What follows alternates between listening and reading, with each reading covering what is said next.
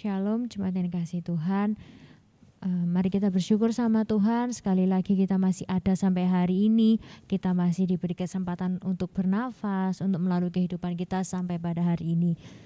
Saya memberi waktu sejenak kepada jemaat Tuhan untuk bersaat teduh. Mari kita siapkan hati kita untuk menyembah Tuhan, memuji Tuhan. Mari kita minta bimbingan Tuhan. Kita minta Tuhan, kami mau menyembah Engkau karena Engkau Allah yang kudus. Kami mau Engkau memenuhi kami, Tuhan.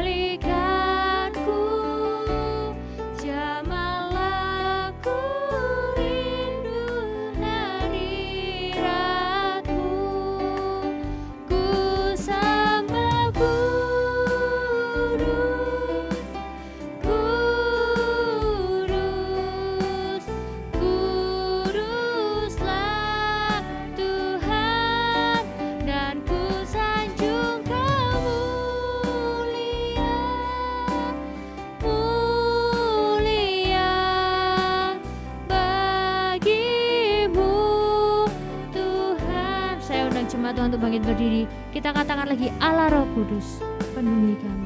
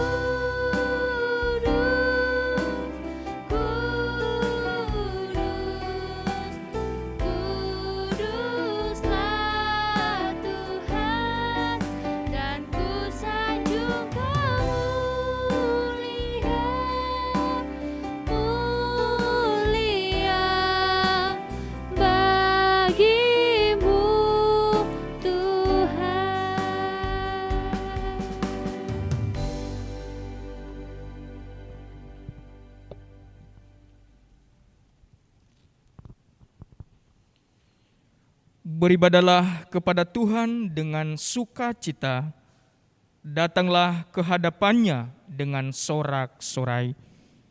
Ketahuilah bahwa Tuhanlah Allah, Dialah yang menjadikan kita, dan punya Dialah kita, umat-Nya dan kawanan domba gembalaannya. Kebaktian kita pada pagi hari ini didirikan dan dimulai di dalam nama Allah Bapa, Allah Putra dan Allah Roh Kudus. Turunlah atas kita sekalian anugerah, berkat, dan pertolongan dari Allah Tritunggal. Amin. Jemaat Tuhan dipersilakan duduk kembali.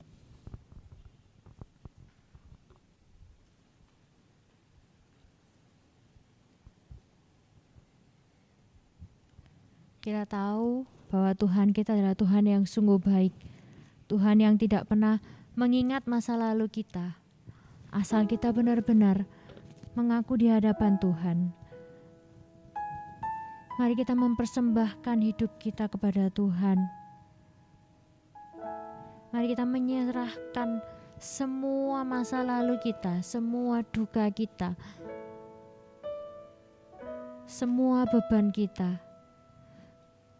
Karena Tuhan adalah Tuhan yang selalu ada buat kita, selalu mau mengampuni kita, selalu mau memanggil setiap kita. Asal kita benar-benar percaya sama Tuhan, menyerahkan semua kelemahan kita. Ini aku Tuhan, semua milikku.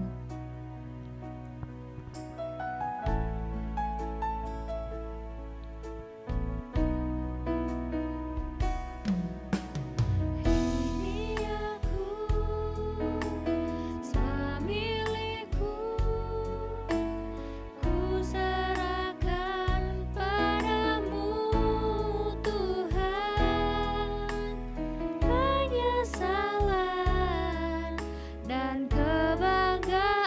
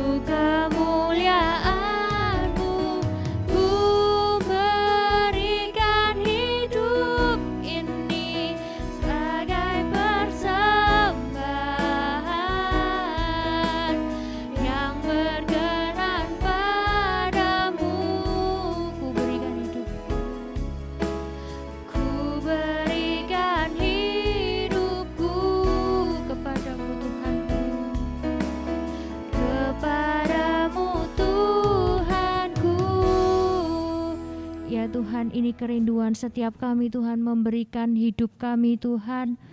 Tuhan, ampuni Tuhan setiap kami jika kami masih sering terjatuh dalam dosa Tuhan. Mungkin kami tidak melakukan hal-hal yang ekstrim, tapi mungkin kami sering kali Tuhan menghina orang di sekitar kami atau menjudge orang di sekitar kami Tuhan. Kami tahu itu salah Tuhan.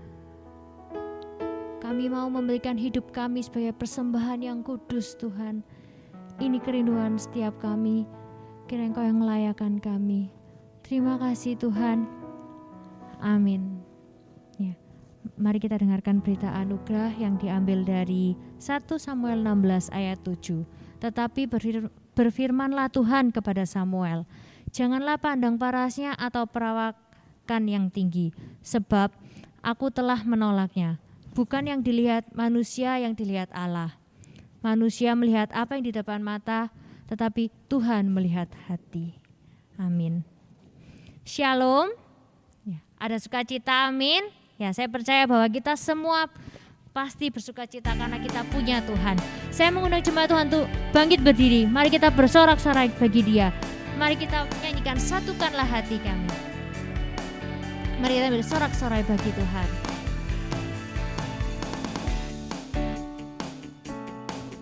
Kita nyanyikan satukanlah hati kami untuk memuji dan menyembah. Satukanlah hati kami untuk memuji dan menyembah, oh Yesus, Tuhan dan Rajaku. Eratkanlah tali kasih di antara kami semua, oh Yesus, Tuhan dan Rajaku. Bergandengan tangan, bergandengan tangan dalam satu kasih, bergandengan tangan dalam satu iman, saling mengasihi di antara kami, keluarga kerajaan Allah. Satukanlah hati kami, satukanlah hati kami untuk memuji dan menyembah, oh Yesus, Tuhan dan Rajaku.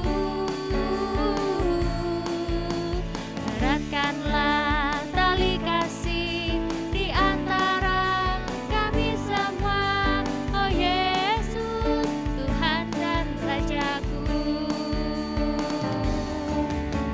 Bergandengan tangan dalam satu kasih, bergandengan tangan dalam satu iman, saling mengasihi di antara kami, keluarga kerajaan Allah.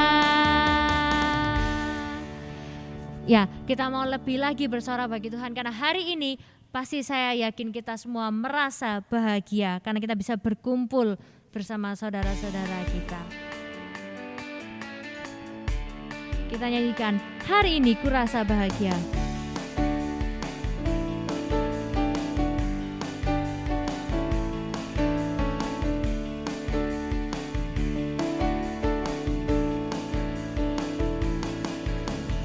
Hari ini ku rasa bahagia berkumpul bersama saudara seiman. Tuhan Yesus telah satukan kita tanpa memandang di antara kita. Bergandengan tangan dalam kasih, dalam satu hati, berjalan dalam terang kasih Tuhan. Kau sahabatku, kau saudaraku,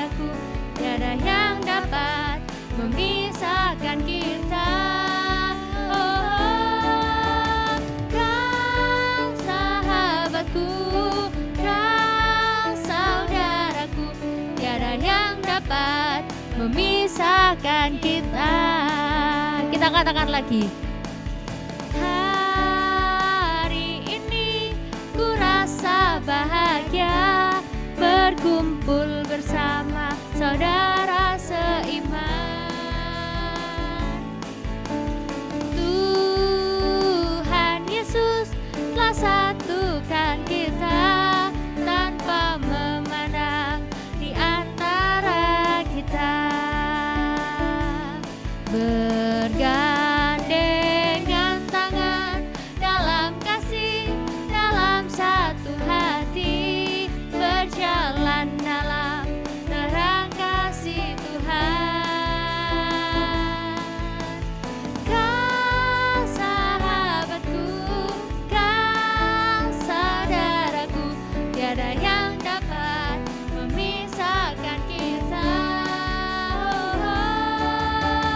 Kau sahabatku, kau saudaraku, tiada yang dapat memisahkan kita. Ya, saya persilakan kepada jemaat Tuhan untuk duduk kembali. Tiba saatnya kita akan mendengarkan kebenaran firman Tuhan. Mari kita siapkan hati kita.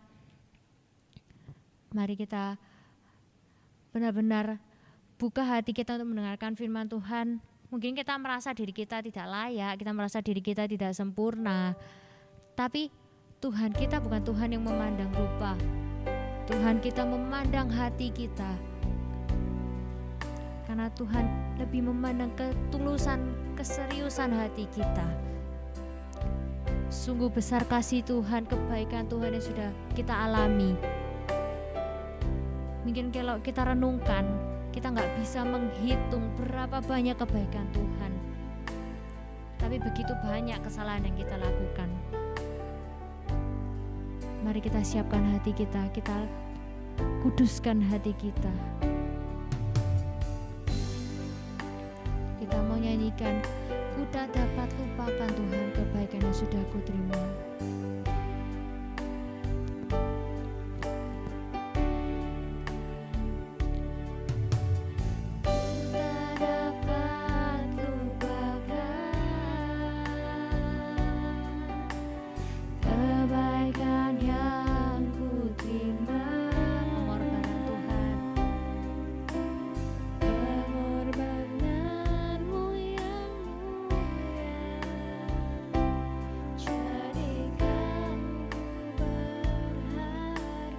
Engkau tulus menerima kami Tuhan.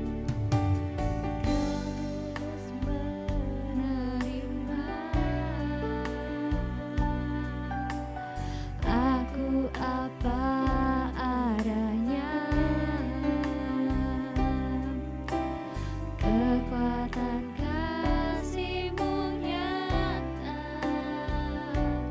memulihkan hidupku.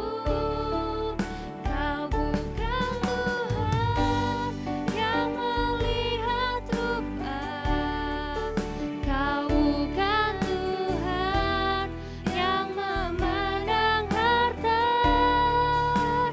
Hati hamba yang selalu Kau cari, biar Kau temukan di dalamku.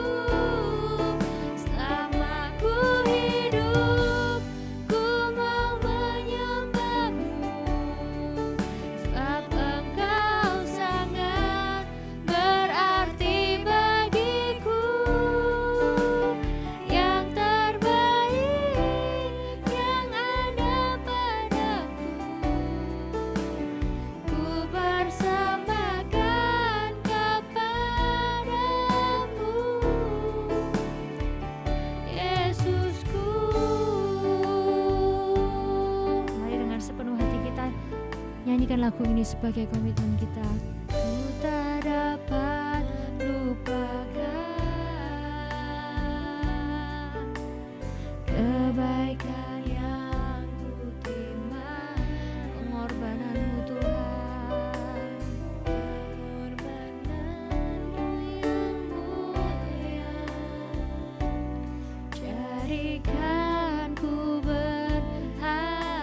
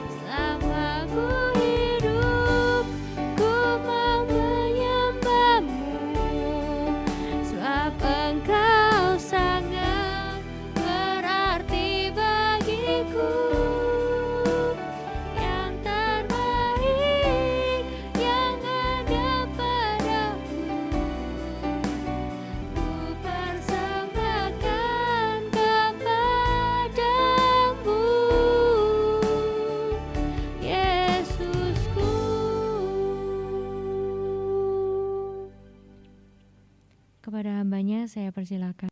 Baik, mari kita berdoa. Terima kasih Tuhan, pada saat ini kami akan belajar kebenaran firman-Mu. Biarlah Roh Kudus-Mu yang berbicara bagi setiap kami dan mampukan kami untuk menghidupi akan kebenaran firman-Mu ini. Kami menyerahkan pemberitaan firman-Mu ini ke dalam tangan-Mu dan kami percaya bahwa kuasa-Mu juga akan memampukan kami untuk menghidupi akan kebenaran firman-Mu. Di dalam nama Tuhan Yesus kami telah berdoa dan mengucap syukur. Haleluya. Amin. Shalom Bapak Ibu yang terkasih di dalam nama Tuhan. Bersyukur bahwa pada hari ini kita kembali beribadah dan terutama kita belajar bersama-sama akan kebenaran firman-Nya pada saat ini. Dan langsung saja mari kita membuka Alkitab kita sebagai perenungan kita pada pagi hari ini yang terambil dari Yakobus 2 ayatnya yang pertama hingga ayatnya yang ke-13. Sekali lagi Yakobus 2 ayat pertama hingga ayatnya yang ke-13. Saya akan membacanya bagi setiap kita, silakan Bapak Ibu menyimaknya di Alkitabnya masing-masing. Dengan perikop, jangan memandang muka. Saudara-saudaraku, sebagai orang yang beriman kepada Yesus Kristus, Tuhan kita yang mulia, janganlah iman itu kamu amalkan dengan memandang muka. Sebab jika ada seorang masuk ke dalam kumpulanmu dengan memakai cincin emas dan pakaian indah, dan datang juga seorang miskin ke situ dengan memakai pakaian buruk, dan kamu menghormati orang yang berpakaian indah itu dan berkata kepadanya, silakan Tuhan duduk di tempat yang baik ini. Sedang kepada orang yang miskin itu kamu berkata, berdirilah di sana atau duduklah di lantai ini dekat tumpuan kakiku. Bukankah kamu telah membuat pembedaan di dalam hatimu dan bertindak sebagai hakim dengan pikiran yang jahat? Dengarkanlah, hai saudara-saudaraku yang kukasihi. Bukankah Allah memilih orang-orang yang dianggap miskin oleh dunia ini untuk menjadi kaya dalam iman dan menjadi ahli waris kerajaan yang telah dijanjikannya kepada barang siapa yang mengasihi Dia? Tetapi kamu telah menghinakan orang-orang miskin. Bukankah justru orang-orang kaya yang menindas kamu dan yang menyeret kamu ke pengadilan? Bukankah mereka yang menghujat nama yang mulia yang olehnya kamu menjadi milik Allah? Akan tetapi jikalau kamu menjalankan hukum utama yang tertulis dalam kitab suci, kasihilah sesamamu manusia seperti dirimu sendiri, kamu berbuat baik. Tetapi jikalau kamu memandang muka, kamu berbuat dosa, dan oleh hukum itu menjadi nyata bahwa kamu melakukan pelanggaran.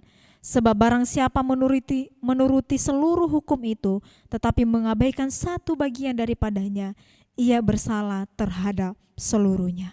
Sebab ia yang mengatakan, jangan berzina, ia mengatakan juga, jangan membunuh. Jadi jika kamu tidak berzina tetapi membunuh, maka kamu menjadi pelanggar hukum juga. Berkatalah dan berlakulah seperti orang-orang yang akan dihakimi oleh hukum yang memerdekakan orang. Sebab penghakiman yang tak berbelas kasihan akan berlaku atas orang yang tidak berbelas kasihan, tetapi belas kasihan akan menang atas penghakiman. Demikian kebenaran firman Tuhan. Sesuai perikop kita pada pagi hari ini mengenai jangan memandang muka. Ini juga menjadi tema kita pada pagi hari ini mengenai jangan memandang muka. Bapak Ibu, satu hari ada seorang yang bernama Martin Luther King yang pastinya kita sudah tahu.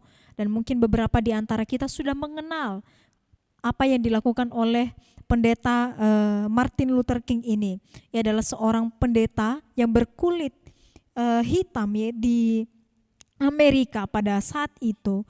Dan kemudian ketika ia sedang melayani, ia pada saat itu bergumul ketika melihat orang kulit hitam diperlakukan sebagai masyarakat kelas 2 pada saat itu. Bahkan pada saat itu ketika ia dalam pelayanannya, ia melihat bahwa orang yang berkulit hitam disebut sebagai orang negro, dan itu membuat hatinya menjadi sedih.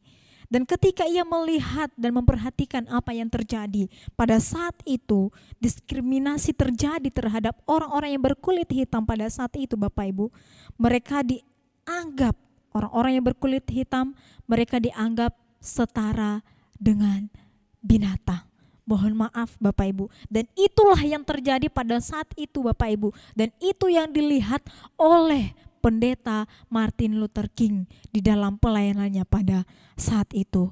Dan karena ia melihat hal yang demikian terjadi di antara orang Amerika yang berkulit putih dan orang-orang yang berkulit hitam pada saat itu, sehingga itu menjadi pergumulan yang begitu besar di dalam pelayanannya pada saat itu.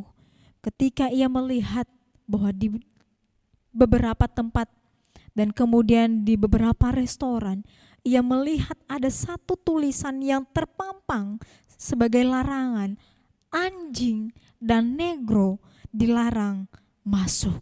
Dan itu semakin membuat hatinya sedih dan semakin bergumul bagaimana ia harus menghadapi masalah tersebut yang terjadi di tengah-tengah masyarakat pada saat itu. Ia menjadi marah, ia menjadi sedih karena melihat praktik hidup masyarakat Amerika yang mayoritas orang-orang Kristen. Tetapi orang-orang Kristen pada saat itu sebagai mayoritas, ternyata kehidupan mereka jauh dari kebenaran.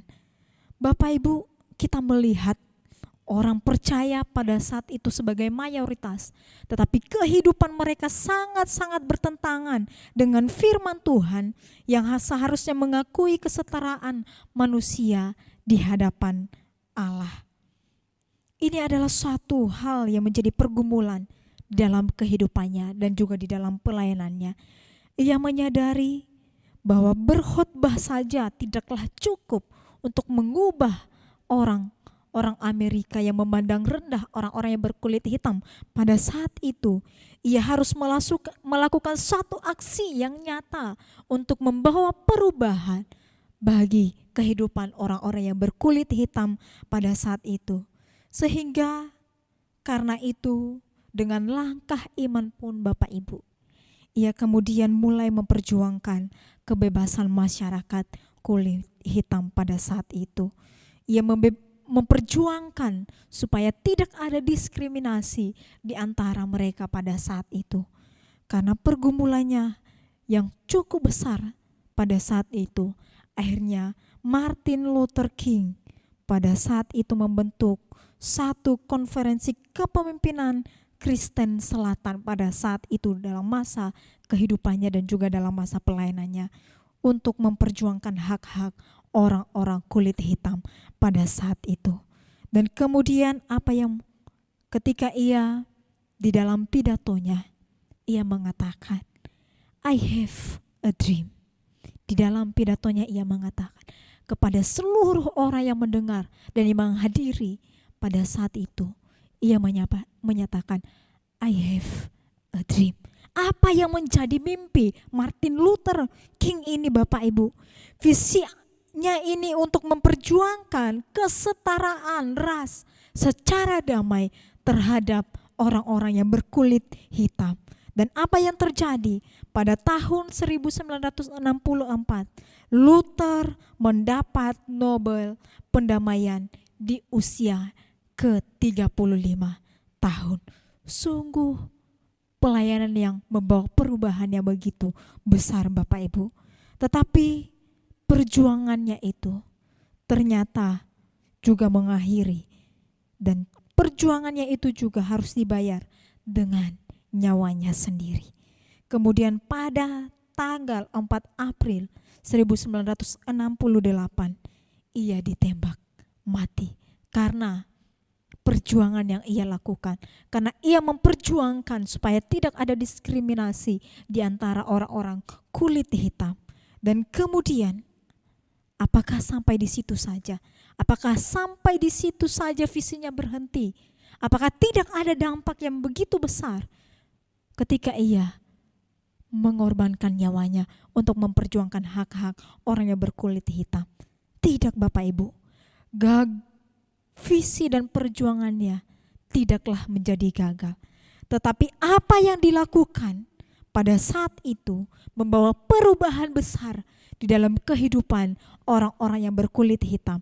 Sehingga sekitar 50 tahun kemudian orang-orang kulit hitam yang ada di Amerika mendapat akses yang setara di dalam pendidikan dan juga di dalam kesehatan, ekonomi, dan juga pekerjaan, dan mungkin beberapa hal lainnya. Mereka diperlakukan sama seperti orang-orang Amerika yang berkulit putih. Itu karena dobrakan besar yang dilakukan oleh Martin Luther King pada saat itu, walaupun nyawanya dikorbankan. Dan bukti dari apa yang dilakukan oleh Martin Luther King, terbukti bahwa seorang Obama, yaitu Barack Obama, yang berhasil menjadi presiden Amerika pertama yang berkulit hitam, dan ia menjabat selama 2 periode. Inilah awal dari dobrakan yang dilakukan oleh Martin Luther King pada saat itu. Luther telah membuktikan iman yang benar melalui perjuangan untuk melawan diskriminasi, supaya tidak ada hal itu terjadi di dalam kehidupan orang-orang percaya, terkhususnya terhadap di Amerika pada saat itu, melakukan diskriminasi terhadap orang-orang yang berkulit hitam. Sungguh luar biasa Bapak Ibu. Sekali lagi bahwa di sini kita melihat iman yang dimiliki oleh Luther King, iman yang benar melalui perjuangan melawan diskriminasi. Bapak Ibu yang terkasih di dalam nama Tuhan, mewujudkan iman di dalam perbuatan seperti yang dilakukan oleh Martin Luther King tidaklah mudah untuk dilakukan. Tidaklah mudah untuk kita lakukan dan terapkan di dalam kehidupan kita sehari-hari sebagai orang percaya. Kita mungkin di dalam kehidupan kita secara pribadi mengatakan bahwa dengan mudah bahwa kita adalah orang percaya, kita hidup di dalam iman yang seharusnya kita miliki. Kita seharusnya melakukan apa yang menjadi dan yang sesuai dengan kebenaran firman Tuhan. Tetapi belum tentu Bapak Ibu. Kadangkala kita mudah untuk menyampaikannya, kadangkala kita mudah untuk menyampaikannya, tetapi kenyataannya sangat susah untuk dipraktekkan di dalam kehidupan kita sehari-hari. Dan hal ini, hal yang serupa juga terjadi di dalam kehidupan orang percaya, di dalam pelayanan Yakobus pada saat itu. Hal yang sama terjadi, diskriminasi, ada masalah yang memandang muka di antara orang-orang percaya. Ini menjadi pergumulan yang sama yang dihadapi oleh Yakobus ketika ia melihat bahwa banyak orang percaya terjadi diskriminasi di antara mereka. Ada hal-hal yang membedakan di antara mereka karena sosial yang mereka miliki pada saat itu. Mereka mengaku sebagai orang percaya yang tahu kebenaran, tetapi kehidupannya sangat-sangat jauh berbeda dari apa yang mereka ketahui. Sangat disayangkan Bapak Ibu. Mereka mengaku percaya, tetapi di dalam kehidupan mereka melakukan diskriminasi atau mereka memandang muka. Mereka memperlakukan orang-orang sesuai dengan status sosial yang mereka miliki. Itulah yang menjadi pergumulan Yakobus, sehingga ia menulis bagian ini di dalam Yakobus 2 hingga ayatnya yang pertama hingga ayatnya yang ke-13. Bahkan hal ini juga kalau kita lihat di dalam pasal pertama sebenarnya juga sudah disinggung mengenai status orang kaya dan juga orang miskin. Di dalam ayatnya yang di dalam pasal 1 ayat 9, di situ sudah disinggung mengenai keadaan rendah dan keadaan kaya. Karena itu sudah terjadi di dalam kehidupan orang percaya Bapak Ibu. Sehingga ini menjadi pergumulan Yakobus supaya hal itu tidak merajalela di dalam kehidupan orang-orang percaya. Supaya mereka menghilangkan hal itu. Mereka mengaku sebagai orang percaya, orang yang mengerti akan kebenaran firman Tuhan. Tetapi kehidupan mereka sangat-sangat jauh berbeda. Sangat-sangat ironis Bapak Ibu.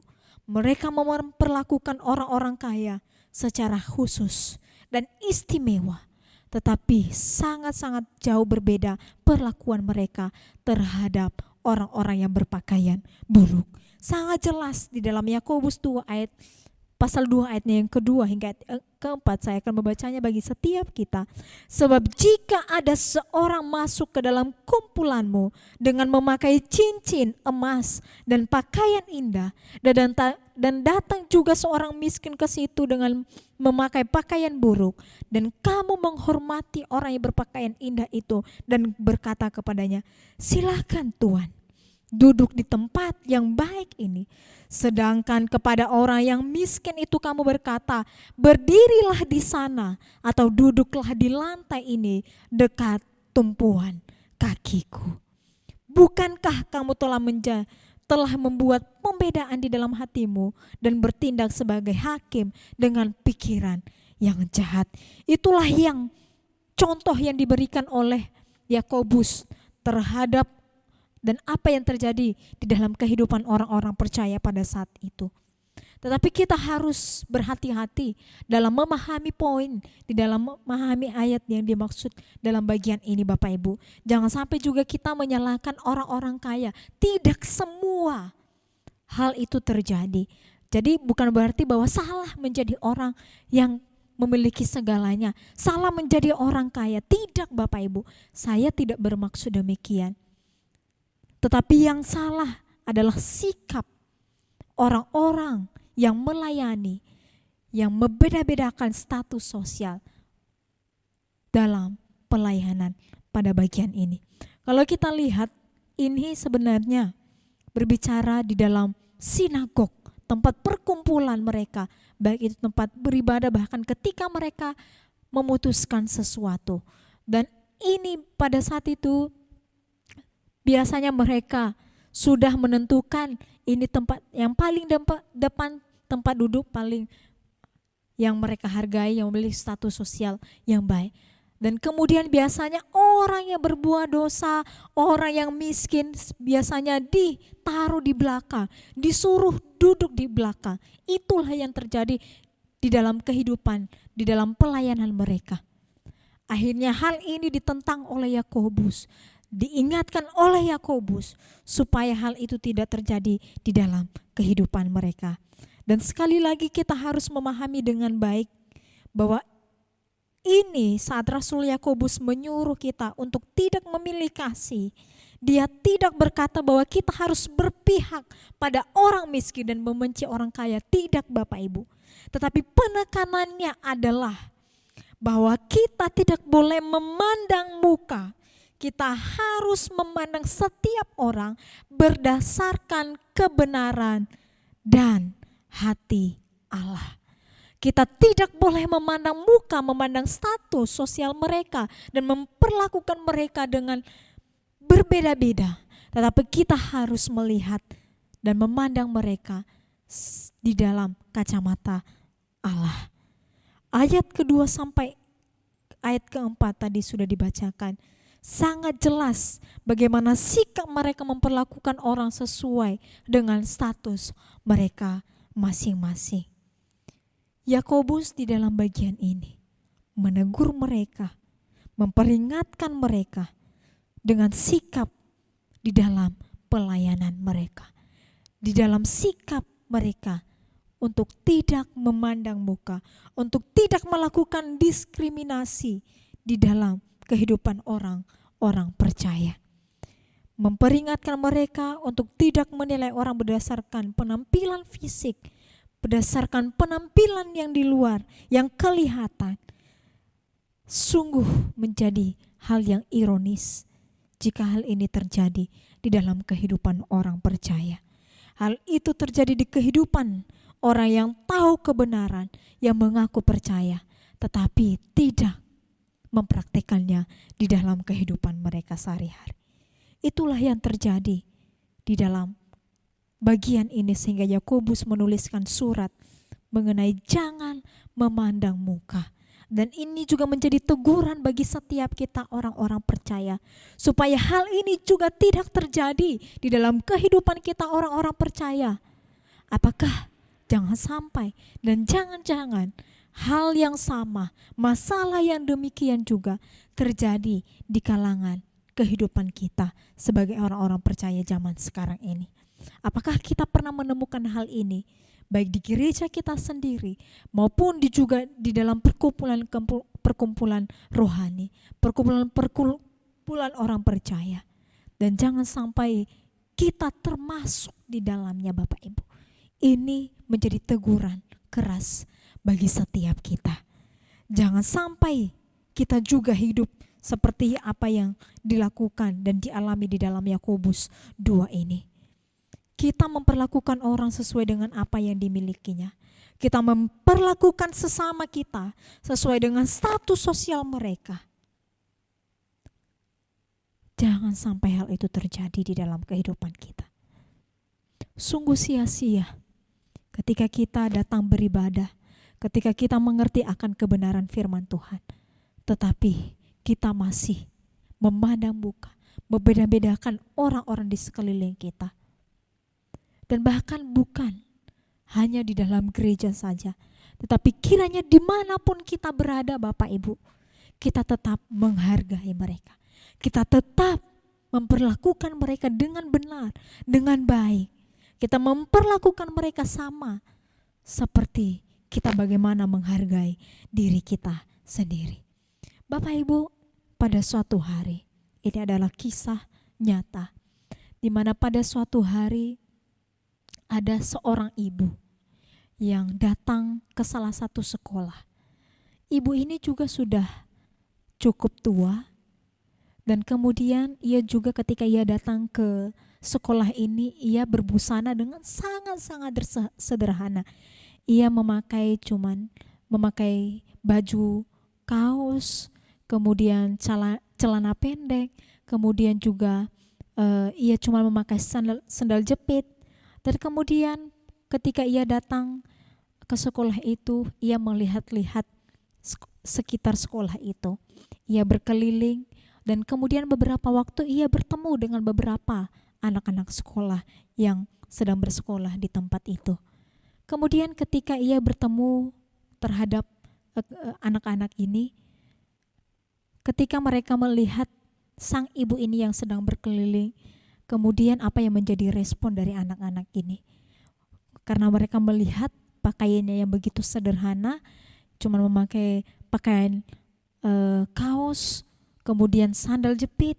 Kemudian ketika mereka melihat dia, mereka cuma menyapa, "Selamat pagi Bu."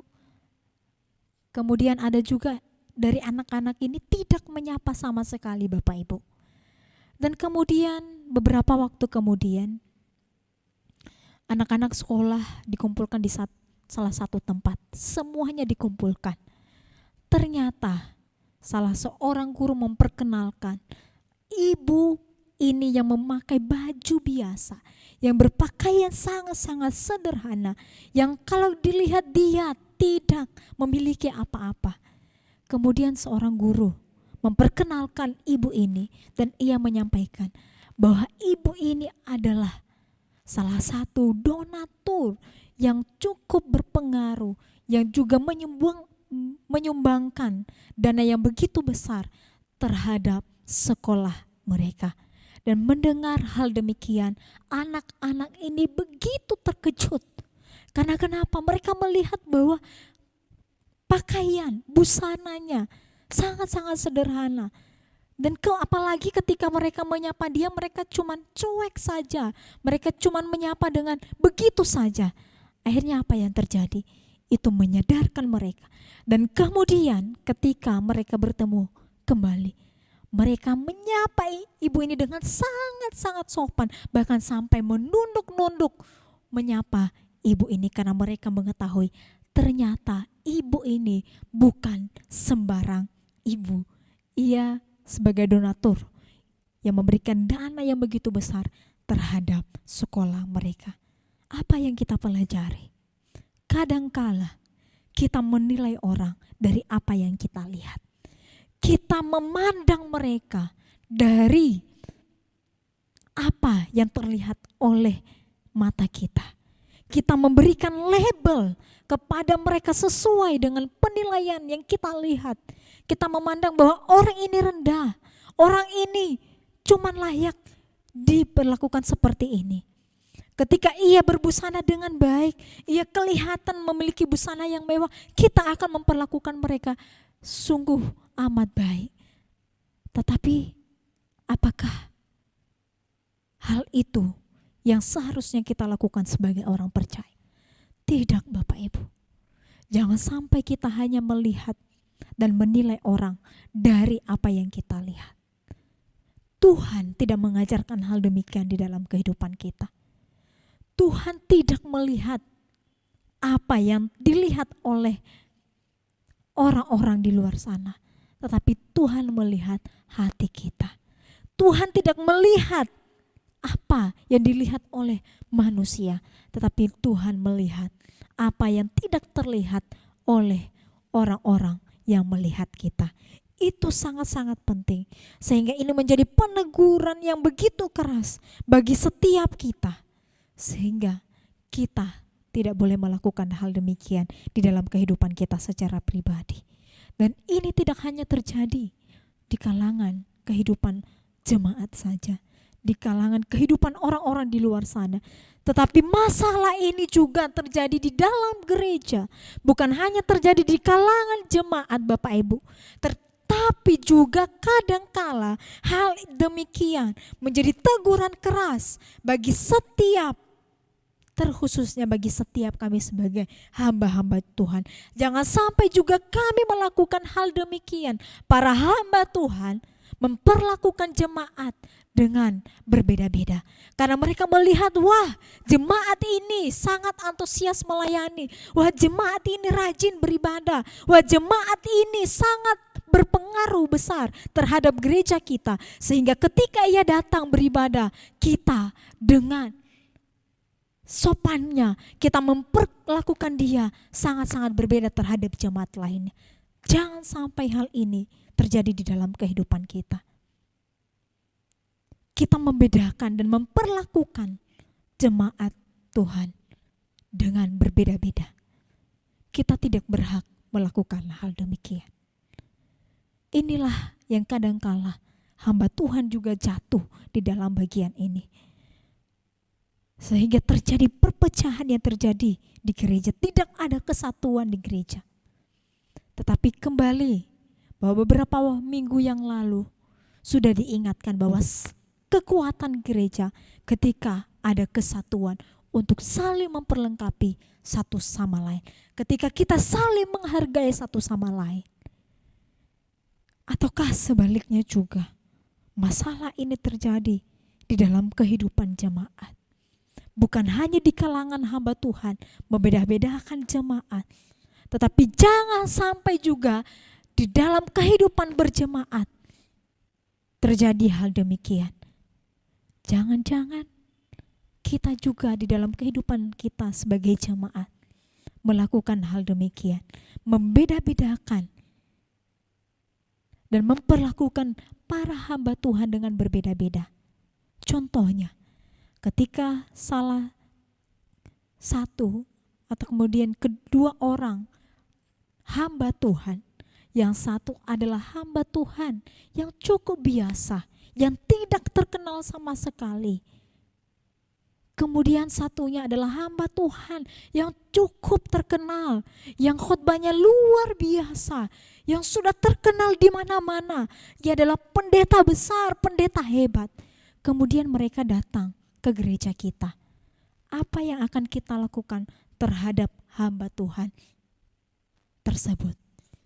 Apakah sikap kita, pelayanan kita akan tetap sama? Mari kita pertanyakan hal ini bagi setiap kita juga. Ini menjadi teguran bagi kami sebagai hamba Tuhan dan juga bagi jemaat. Ini mengingatkan kita. Kita saling belajar sama-sama. Saya tidak ingin menghakimi di dalam bagian ini. Tetapi inilah firman yang dinyatakan. Inilah menjadi teguran bagi setiap kita. Mohon maaf jika memang penyampaian firman Tuhan pada hari ini cukup keras bagi setiap kita. Tetapi mau tidak mau, kebenaran itu harus tetap dinyatakan. Ketika hal ini terjadi di dalam kehidupan kita, bukankah kita sama seperti orang-orang yang tidak melakukan kebenaran firman Tuhan. Bukankah kehidupan kita artinya juga sama dengan seperti yang dikatakan di dalam Yakobus? Di dalam Yakobus 1 dikatakan bahwa orang-orang yang demikian, yang masih memandang muka, mereka adalah bukan sebagai pelaku. Di dalam Yakobus 1 ayatnya yang ke-22 dikatakan, saya akan membacanya bagi setiap kita. Tetapi hendaklah kamu menjadi pelaku firman dan bukan hanya pendengar saja. Sebab jika tidak demikian, kamu menipu dirimu sendiri. Ketika kita hal ini melakukan di dalam kehidupan kita sehari-hari, kita masih membeda-bedakan, masih kita memandang muka, kita masih memandang status sosial, memperlakukan mereka dengan status sosial yang mereka miliki, maka sama halnya kita sebagai orang yang tidak berbuah sama sekali. Kita rajin beribadah, kita rajin membaca firman Tuhan, tetapi itu semuanya sia-sia karena kita sama saja tidak melakukan kebenaran firman-Nya. Inilah yang menjadi teguran bagi setiap kita Bapak Ibu. Kita tidak layak untuk menjadi hakim atas orang-orang di sekeliling kita. Kita tidak berhak untuk menilai mereka. Kita tidak berhak untuk memberikan label menurut penilaian kita masing-masing. Karena hakim yang sesungguhnya, yang pantas dan yang layak untuk menghakimi setiap kita adalah Allah itu sendiri. Dan sehingga bagian ini juga mengingatkan setiap kita bahwa sesungguhnya ini mengingatkan kita untuk hidup dan kembali kepada hukum kasih. Jika kita dilarang dan diperingati untuk tidak memandang muka, maka apa yang seharusnya kita lakukan? Yaitu sangat jelas di dalam bagian ini, di dalam ayatnya yang ke-10, sebab barang siapa menuruti seluruh hukum itu tetapi mengabaikan satu bagian daripadanya, ia yang mengatakan mohon maaf, sebab barang siapa menuruti seluruh hukum itu tetapi mengabaikan satu bagian daripadanya, ia bersalah terhadap seluruhnya. Dan kemudian di ayat yang ke-8 dikatakan, akan tetapi jikalau kamu menjalankan hukum utama yang tertulis dalam kitab suci, kasihilah sesama manusia seperti dirimu sendiri. Inilah yang seharusnya kita hidupi di dalam kehidupan kita sebagai orang percaya. Di dalam hukumnya dikatakan ketika kita bisa mengasihi Allah, maka kita juga akan dimampukan untuk mengasihi sesama kita, siapapun mereka. Bahkan Allah sendiri telah memberikan teladan bagi setiap kita untuk bersahabat dan memperlakukan semua orang dengan sama. Di mata Tuhan, semua jiwa berharga, bukan karena penampilan dari luarnya, tetapi justru karena apa yang ada di hati orang tersebut. Bahkan ketika ia datang ke dunia ini, ia datang bukan untuk kalangan orang tertentu saja. Ia bukan bertemu dengan orang-orang tertentu saja, tetapi untuk semuanya. Bahkan terbukti di dalam pelayanannya pada masa ia ada di dunia ini, ia pun melayani orang-orang miskin. Ia pun melayani orang-orang yang sakit kusta, yang dijauhi oleh orang, yang dikucilkan di tengah-tengah masyarakat. Tetapi Tuhan melayani mereka. Bahkan beberapa waktu yang lalu kita juga sudah membahas mengenai ucapan bahagia. Dikatakan bahwa berbahagialah orang yang miskin di hadapan Allah, karena merekalah yang empunya kerajaan surga. Apa maksud dalam bagian itu? Apakah miskin di dalam materi? Tidak.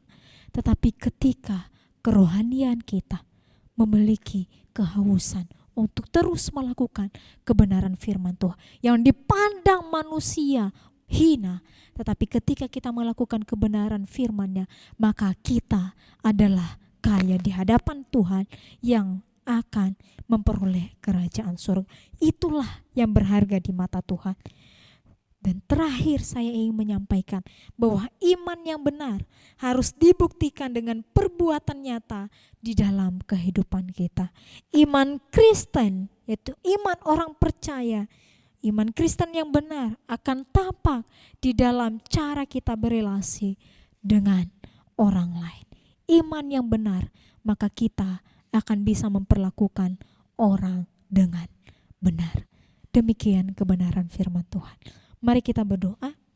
Allah Bapa kami yang bertata di dalam kerajaan surga, terima kasih untuk kebenaran firman-Mu yang kami renungkan pada pagi hari ini. Terima kasih Tuhan, ini menjadi teguran yang keras bagi setiap kami. Bagaimana seharusnya kami hidup sebagai orang-orang percaya, yang kadang-kala kami mengabaikan kebenaran firman-Mu, dan kami melakukan hal lainnya. Dan itu adalah hal yang sia-sia Tuhan. Dan terlebih hal ini kiranya jauh dari kehidupan kami, di dalam pelayanan kami, di dalam kehidupan kami sebagai orang-orang percaya, terlebih di dalam kehidupan berjemaat di GKK Pondok Chandra.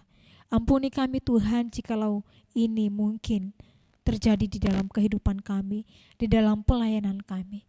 Tetapi saatnya Tuhan kami merendahkan diri, mengakui di hadapan-Mu. Dan kami percaya bahwa Tuhan tetap membukakan tangan-Nya untuk setiap kami dan menerima kami dengan apa adanya. Terima kasih Tuhan untuk firman-Mu pada pagi hari ini. Kiranya ini memberkati setiap kami. Di dalam nama Tuhan Yesus kami telah berdoa dan mengucap syukur. Amin. Jemaat diundang bangkit berdiri. Bersama umat di segala abad dan tempat, mari kita mengikrarkan pengakuan iman rasuli.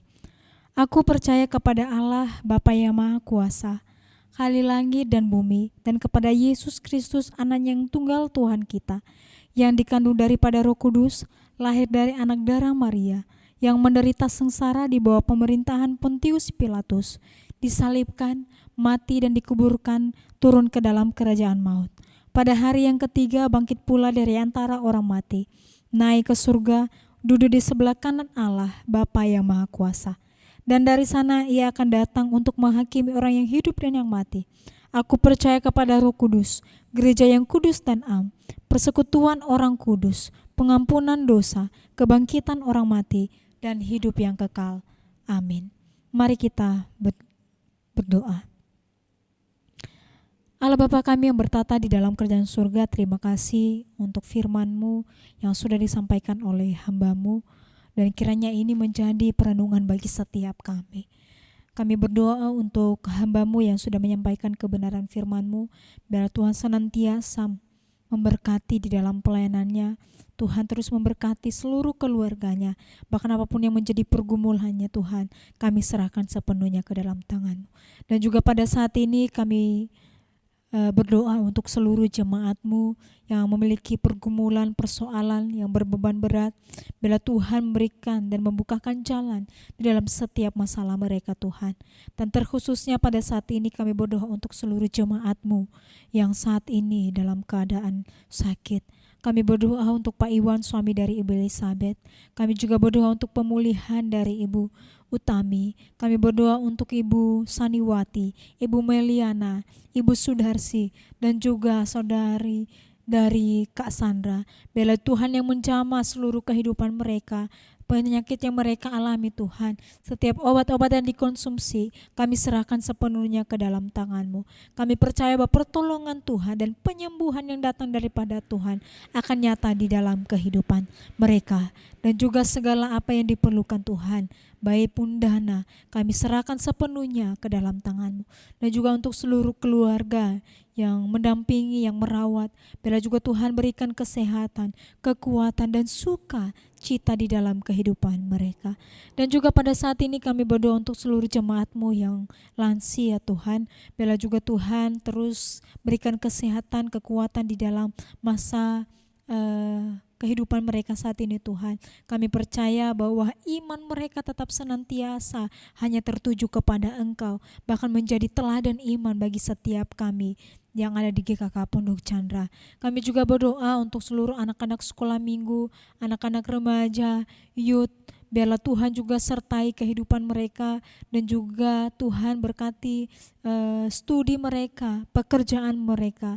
Dan kami menyerahkan apapun yang mereka lakukan, pekerjaan mereka, biarlah Tuhan berkati. Dan untuk masa depan mereka Tuhan, kami serahkan sepenuhnya ke dalam tangan-Mu. Dan juga kami berdoa untuk seluruh majelis dan seluruh badan pengurus setiap komisi.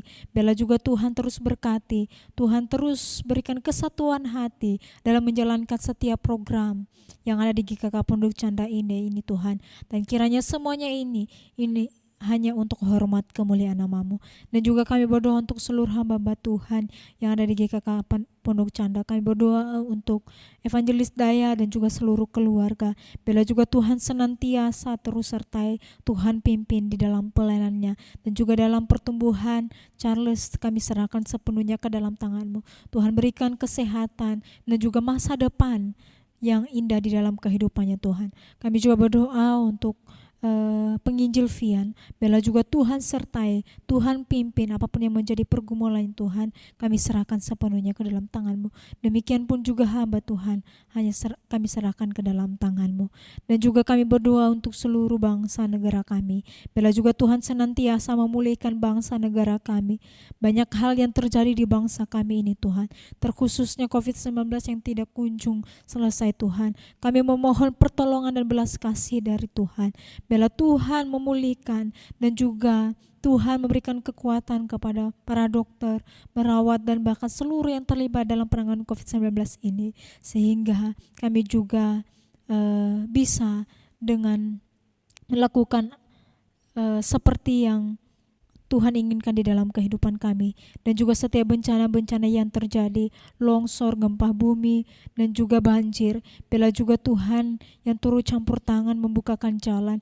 Bahkan seluruh orang-orang yang mengalami musibah ini Tuhan, biarlah juga Tuhan berikan kekuatan dan ketabahan bagi setiap mereka. Dan juga biarlah Tuhan berikan hikmat, kebijaksanaan bagi pemimpin Pak Jokowi dan Pak Maruf Amin, bahkan seluruh jajarannya dalam penanganan setiap masalah yang terjadi di bangsa kami ini Tuhan. Ini doa-doa kami yang jauh dari kesempurnaan ini Tuhan. Kami serahkan sepenuhnya ke dalam tangan-Mu. Bila semuanya ini terjadi atas kehendak Tuhan di dalam kehidupan kami. Di dalam nama Tuhan Yesus kami telah berdoa dan mengucap syukur. Haleluya. Amin. Sungguh kebenaran yang sangat memberkati setiap kita.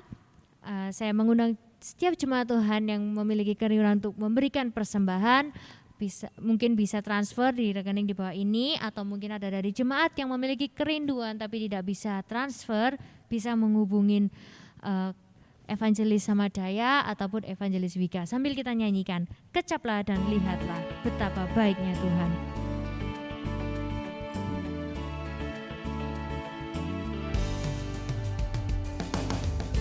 Kecaplah dan lihatlah betapa baiknya Tuhan itu. Rasakan dan nikmati kasih setia Tuhan. Kecaplah, kecaplah dan lihatlah betapa baiknya Tuhan itu. Rasakan dan nikmati kasih setia Tuhan. Syukur bagimu Tuhan, segala hormat bagimu Tuhan, Allah yang mengasihiku, Allah yang memeliharaku. Syukur bagimu Tuhan, segala hormat bagimu Tuhan, Allah yang mengasihi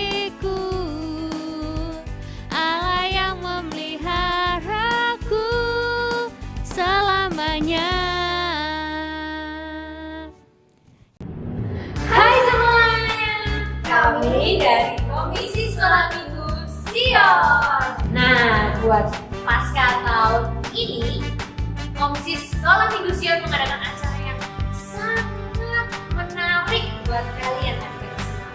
Wow, acara apa ini? Jadi, Komisi Sekolah Minggu Sion mengadakan acara lomba bernyanyi. Jadi, di acara ini kita akan beradu kreativitas dari lagu-lagu yang udah dikasih sama guru-guru sekolah minggu. Lagu pertama, Oh sukacitaku, pam pam pam pam, sejak ku jumpa Yesusku. Oh sukacitaku, pam pam pam pam. lagu kedua, Ku menang bersama Yesus Tuhan. Ku menang di dalam peperangan.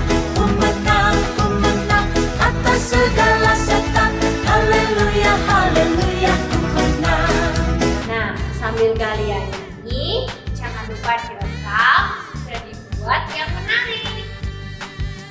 Kriteria penilaiannya apa ini, Ci? Yang pertama adalah kreativitas. Jadi dari kostum kalian, dari cara bernyanyi kalian, ya pokoknya lain-lain lah sekreatif kalian. Lalu yang kedua adalah sukacita.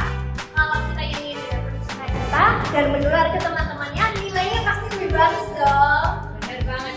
Jadi buat kalian adik-adik, jangan malu ya ikutan untuk lomba ini, karena kita kan berlomba untuk Tuhan. Jadi mari kita muliakan nama Tuhan dengan bakat kita dan suara kita. Oh iya, buat yang paling menarik, pasti ada hadiahnya nih.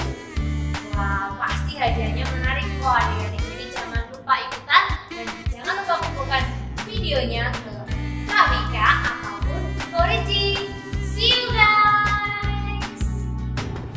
Ya, kita akan mengakhiri ibadah kita pada pagi hari ini. Saya undang setiap jemaat Tuhan untuk bangkit berdiri. Mari kita mengembalikan semua kemuliaan Tuhan. Kita naikkan doksologi.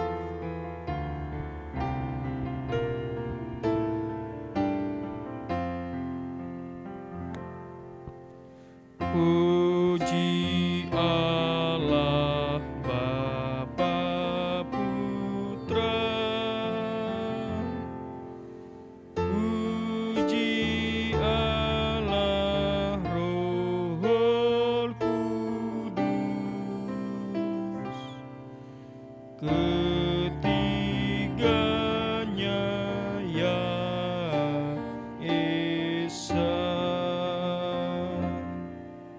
Pohon selamat, sumber berkah.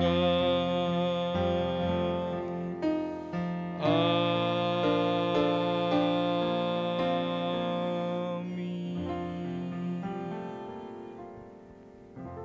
Mari kita pulang dan kita arahkan hati kita kepada Tuhan.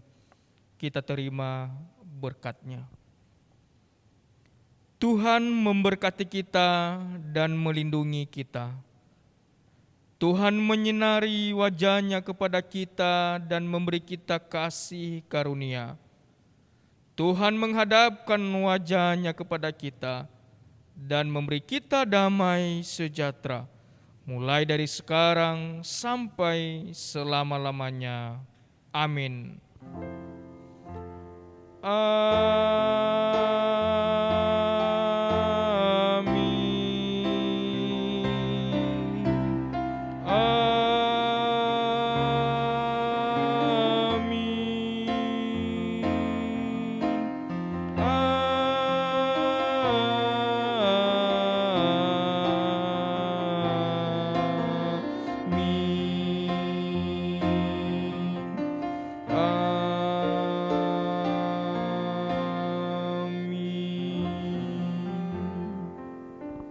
Jemaat Tuhan dipersilakan duduk kembali. Doa teduh ibadah kita selesai.